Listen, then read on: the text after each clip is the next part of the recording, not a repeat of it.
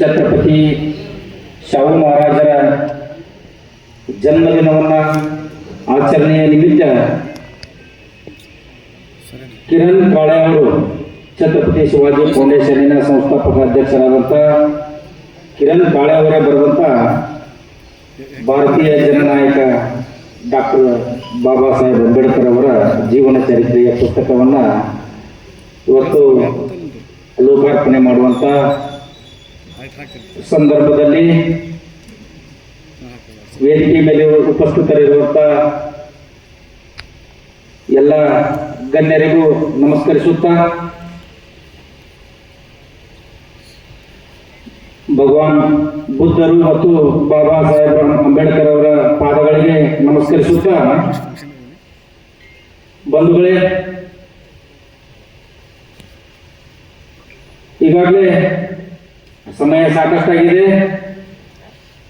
ಹಲವಾರು ವಿಚಾರಗಳನ್ನ ಅಡಿಯಪ್ಪನವರು ಮತ್ತು ನಾಗರಾಜ್ ಅವರು ಬಹಳ ಉತ್ತಮವಾಗಿ ಹೇಳಿದ್ದಾರೆ.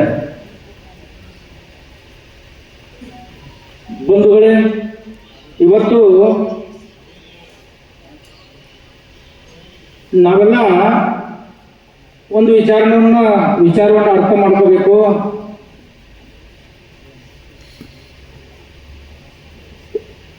ಅಡಿಯಪ್ಪನವರು ಒಂದು ನೋವಿನಿಂದ ಒಂದು ಮಾತು ಮಾತಾಡಿದರು ಮತ್ತು ನಾಗರಾಜ್ ಅವರು ಹೇಳಿದರು,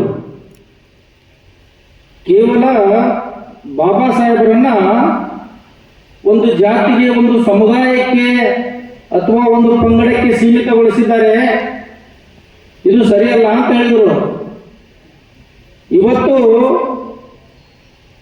ಭಾರತ ಅಷ್ಟೇ ಅಲ್ಲ, ವಿಶ್ವದ ಅತ್ಯಂತ ಜ್ಞಾನಿಗಳಲ್ಲಿ ಭಾರತಕ್ಕೆ ಏನಾದರೂ ಐಕಾನ್ ಆಗಬೇಕು ಅಂತಂದ್ರೆ, ಭಾರತದ ಜ್ಞಾನಕ್ಕೆ ಯಾರಾದರೂ ಐಕಾನ್ ಆಗ್ಬೇಕಂತಂದ್ರೆ ಅದು ಬಾಬಾ ಸಾಹೇಬ್ ಅಂಬೇಡ್ಕರ್. ಜ್ಞಾನಕ್ಕೆ ಹೋರಾಟಕ್ಕೆ ಯಾರಾದರೂ ಭಾರತಕ್ಕೆ ಪ್ರಥಮ ಸ್ಥಾನದಲ್ಲಿ ನಿಂದಿರ್ತಾರೆ ಅಂತಂದ್ರೆ ಅದು ಬಾಬಾ ಸಾಹೇಬ್ ಅಂಬೇಡ್ಕರ್. ಅಂತ ಶ್ರೇಷ್ಠ ಜ್ಞಾನಿ ಅವರು.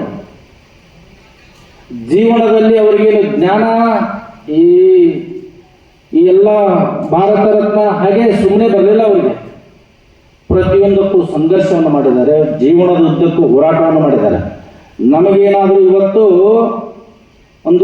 ಯಾವುದಾದ್ರೂ ಒಂದು ಕಾರ್ಯಕ್ರಮ ಮಾಡುವಾಗ ಒಂದಿಷ್ಟು ಯಶಸ್ಸು ಸಿಗದೇ ಇದ್ರೆ ಮುಂದಿನ ಸಲ ನಾವು ಇನ್ನೊಮ್ಮೆ ಈ ಕಾರ್ಯವನ್ನು ಮಾಡೋದಕ್ಕೆ ಯೋಚನೆಯನ್ನು ಮಾಡ್ತೀವಿ ನಾವು. ಆದರೆ ಬಾಬಾ ಸಾಹೇಬ್ ಅಂಬೇಡ್ಕರ್ ಅವರು ಆ ಒಂದು ಸಂದರ್ಭದಲ್ಲಿ ಹೇಗಿತ್ತು ಪರಿಸ್ಥಿತಿ? ಭಾರತದಲ್ಲಿ ಜಾತಿಯ ವ್ಯವಸ್ಥೆ ಅತ್ಯಂತ, ಭಾರತದ ಎಲ್ಲ ಕಡೆ ಜಾತಿ ವ್ಯವಸ್ಥೆ ನಮ್ಮನ್ನೆಲ್ಲ ಹಾಳು ಮಾಡೋದಕ್ಕೆ. ಅಂಥ ಸಂದರ್ಭದಲ್ಲಿ ಬಾಬಾ ಸಾಹೇಬರು ಎಷ್ಟೊಂದು ನೋವನ್ನು ಅನುಭವಿಸಿದ್ರು, ಎಷ್ಟೊಂದು ಹಿಂಸೆ ಅನುಭವಿಸಿದ್ರು. ಅನುಭವಿಸಿದಂಥವರಿಗೆ ಮಾತ್ರ ಆ ನೋವಿನ ಮಹತ್ವ ಏನನ್ನೋದು ಗೊತ್ತಾಗುತ್ತೆ. ನಮಗೆ ಯಾರಿಗಾದರೂ ಆ ಥರ ಕೇವಲ ಹುಟ್ಟಿದ ಜಾತಿಯಿಂದಾಗಿ ನಾನು ನೋವನ್ನು ಅನುಭವಿಸಬೇಕಾದ್ರೆ ಎಷ್ಟು ಅವರ ಮನಸ್ಸಿಗೆ ನೋವಾಗಿರ್ಬೋದು. ಎಲ್ಲರಿಗಿಂತಲೂ ಜ್ಞಾನಿಯಾಗಿ ಇದ್ದು ಕೇವಲ ಹುಟ್ಟಿದ ಜಾತಿಗೋಸ್ಕರ ಅವಮಾನವನ್ನು ಅನುಭವಿಸುವಂಥದ್ದು ಇದೆಯಲ್ಲ, ಅದು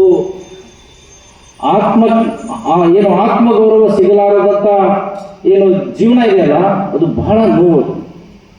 ಅಂಥ ಒಂದು ಪ್ರತಿ ಕ್ಷಣ, ಪ್ರತಿ ದಿನ ನೋವನ್ನು ಅನುಭವಿಸಿ ಇಷ್ಟು ದೊಡ್ಡ ಮಟ್ಟಕ್ಕೆ ಬೆಳೆದರು. ಇವತ್ತೇನಾದರೂ ಭಾರತ ಅಷ್ಟೇ ಅಲ್ಲ, ವಿಶ್ವದಲ್ಲಿ ಒಂದೇ ಒಂದು ವಿವಾದ ಇರಲಾರದಂಥ, ಎಲ್ಲರೂ ಅವರನ್ನ ಒಪ್ಪುವಂತ, ನಮಸ್ಕರಿಸುವಂತ ನಾಯಕ ಯಾರಾದರೂ ಇದ್ರೆ ಅದು ಬಾಬಾ ಸಾಹೇಬ್ ಅಂಬೇಡ್ಕರ್. ಅದು ಎಡ ಇರ್ಬೋದು, ಬಲ ಇರ್ಬೋದು, ಲೆಫ್ಟ್, ರೈಟ್, ಉತ್ತರ, ದಕ್ಷಿಣ, ನೀವು ಎತ್ತ, ಪೂರ್ವ, ಪಶ್ಚಿಮ, ಯಾರು ಬೇಕಾದ್ರೂ ತಗೋರಿ, ಬೇಕಾದಷ್ಟು ವಾದಗಳಿವೆ. ಆದರೆ ಎಲ್ಲ ವಾದಗಳಲ್ಲೂ ನನಗೆ ಈಗ ಶ್ರೇಷ್ಠ ಅನಿಸೋದು ಅಂಬೇಡ್ಕರ್ ವಾದ. ಅಂತ ಶ್ರೇಷ್ಠ ವ್ಯಕ್ತಿ. ಅವರನ್ನ ನಾವೆಲ್ಲ ಕೇವಲ ಅವರ ಭಾವಚಿತ್ರಕ್ಕೆ ನಮಸ್ಕರಿಸಿ ಒಂದೆರಡು ಮಾತುಗಳನ್ನು ಹೇಳಿದರೆ ಸಾಲುವುದಿಲ್ಲ. ಅಂಥ ಪುಣ್ಯಾತ್ಮರ ಪ್ರತಿನಿತ್ಯ ಸ್ಮರಣೆ ಮಾಡಬೇಕು. ನಮ್ಮೆಲ್ಲರ ಹಿಂದೂಗಳ ಪ್ರತಿಯೊಬ್ಬ ಮನೆಯಲ್ಲಿ ಬಾಬಾ ಸಾಹೇಬರ ಫೋಟೋ ಇರಬೇಕು, ಜೊತೆಗೆ ಬಾಬಾ ಸಾಹೇಬರ ಜೀವನ ಚರಿತ್ರೆ ಏನು ಕಿರಣ್ ಕಾಳೆ ಅವರು ಬರೆದಿದಾರಲ್ಲ, ಪ್ರತಿಯೊಂದು ಮನೆಯಲ್ಲೂ ಬಾಬಾ ಸಾಹೇಬರ ಜೀವನ ಚರಿತ್ರೆ ಇರಬೇಕು. ಅದನ್ನ ಪ್ರತಿದಿನ ಓದಬೇಕು. ಅಂದಾಗ ಮಾತ್ರ ನಮಗೆಲ್ಲ ಗೊತ್ತಾಗುತ್ತೆ ಬಾಬಾ ಸಾಹೇಬರು ಅಂದ್ರೆ ಏನು, ಅವ್ರು ಪಟ್ಟಂತ ಕಷ್ಟ ಏನು, ನಾವು ಅವರಿಗೆ ಯಾವ ರೀತಿ ಗೌರವ ಕೊಡಬೇಕು ಅನ್ನೋದು ಗೊತ್ತಾಗುತ್ತೆ. ಕೇವಲ ಬಾಬಾ ಸಾಹೇಬರಿಗೆ ಗೌರವ ಕೊಟ್ಟು ಬಿಟ್ರೆ ಅವರು ಸಾಕಷ್ಟು ಹೆಸರು ಗಳಿಸಿದ್ದಾರೆ, ಭಾರತ ರತ್ನ ಇದ್ದಾರೆ, ಅವರಿಗೆ ನಮಸ್ಕರಿಸಿದ್ರೆ ಮಾತ್ರ ಮುಗಿಲಿಲ್ಲ. ಯಾರು ಶೋಷಿತ